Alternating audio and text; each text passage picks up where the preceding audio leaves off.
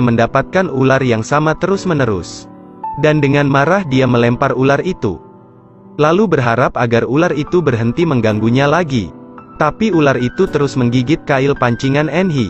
Enhi langsung marah dan ingin membunuh ular itu. Tapi saat itu dia melihat ular itu berubah. Lalu Enhi mengira ular itu adalah peri. Ular itu mulai berbicara bahasa manusia. Mengatakan bahwa dia adalah putra mahkota ketiga Dong Hai. Dia datang ke daratan karena bosan berada di dasar laut. Dan jika Enhi mau berteman dengannya, kehidupan yang diinginkan Enhi akan terwujud. Saat itu Enhi sedikit ragu. Lalu dia memasukkan ular itu ke toples kaca.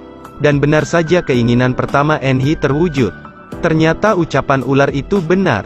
Di hari Senin dia pergi memancing seperti biasa.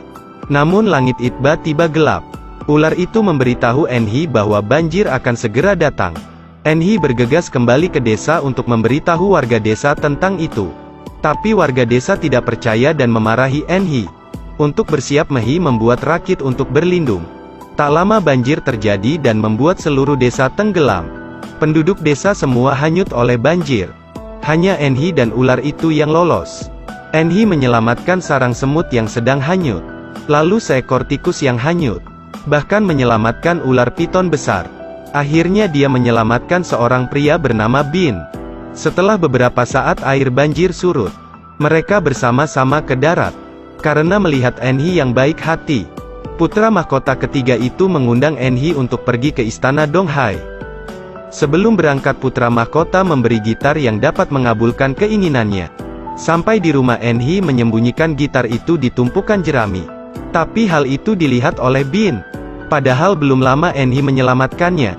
Sekarang dia malah mencuri barang milik Enhi. Raja mendapat kabar bahwa seseorang telah datang. Ternyata itu adalah Bin dan gitar curiannya. Saat itu dia mengira akan memiliki kehidupan yang kaya. Tanpa menduga dia akan membayar apa yang dia lakukan. Untuk menghargai Bin, Raja menunjuk Bin untuk menjadi wali negara. Bahkan dia menikahkan Bin dengan putri tunggalnya. Di saat yang sama Bin mengetahui gitarnya telah dicuri. Orang itu memberitahu Enhi. Enhi kecewa dan pergi ke istana untuk meminta gitarnya kembali. Namun Bin pura-pura tidak mengetahuinya. Dia bahkan memenjarakan Enhi. Saat pernikahan Bin dan sang putri akan digelar. Tiba-tiba sang putri menjadi bisu. Enhi menangis di penjara dan tidak tahu harus berbuat apa. Tiba-tiba muncul semut dan tikus membawakan makan untuk Enhi. Piton itu pun memberi pil kepada Enhi. Lalu Enhi membuat ramuan untuk sang putri. Dan sang putri tiba-tiba bisa berbicara lagi setelah minum ramuan itu. Enhi juga menceritakan semuanya ke Raja. Raja sangat senang dan menyuruhnya untuk menggantikan posisi Bin. Bin yang kaget segera lari dari istana. Akhirnya Bin menerima balasannya. Anak ini menggambar lingkaran di tanah. Tiba-tiba semangkuk nasi muncul. Lalu dia menggambar burung. Tak lama burung itu berterbangan. Suatu hari Tuan Tanah memanggil anak itu untuk meminjamkan beras ke warga desa. Namun pria tua itu tidak kebagian berasnya. Dan pria tua itu diusir olehnya. Anak itu prihatin melihat pria tua yang tadi. Jadi dia langsung mengejar pria tua itu. Dan juga membawa makanannya untuk diberikan pada pria tua itu. Pria tua tertawa melihat anak baik itu.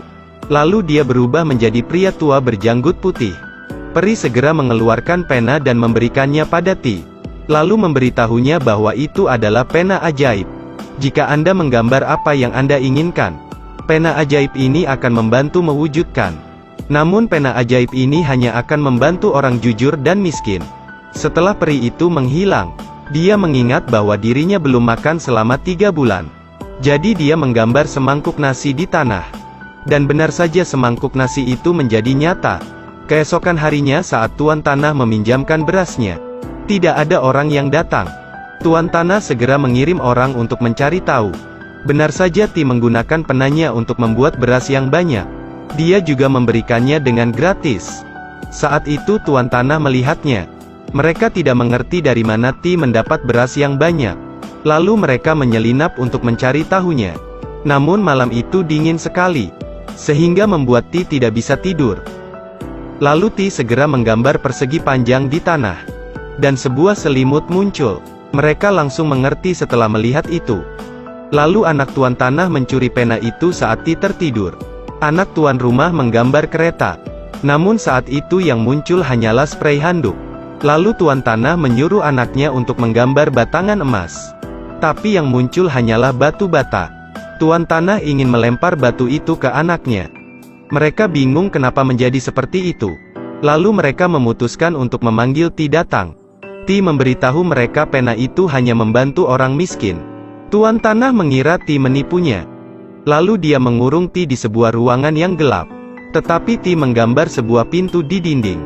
Dan bergegas melarikan diri. Keesokan harinya dia pergi ke jalan. Dia hanya iseng menggambar burung. Namun tak menyangka gagak itu terbang.